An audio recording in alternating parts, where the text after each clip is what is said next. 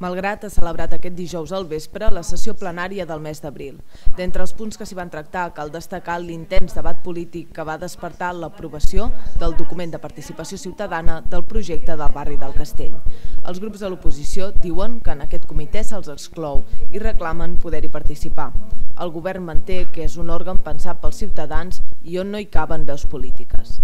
La modificació del calendari de les festes locals d'aquest any va provocar les discrepàncies d'Esquerra, que creia que canviar el dia festiu de Sant Roc no era adequat. Iniciativa tampoc volia alterar-lo. Finalment, aquest punt es va rebutjar i la festa queda com estava. La modificació contractual del servei de llar d'infants i l'aprovació dels preus públics del proper curs va deixar en evidència la inoperància en la confecció del projecte inicial de tots els grups polítics.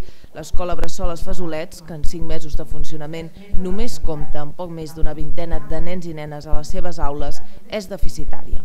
Tot i així, en el ple es va aprovar una rebaixa en la quota mensual que han de pagar els pares i una ampliació d'horaris i serveis. Malgrat això, els grups de l'oposició i els pares i mares continuen pensant que és massa cara.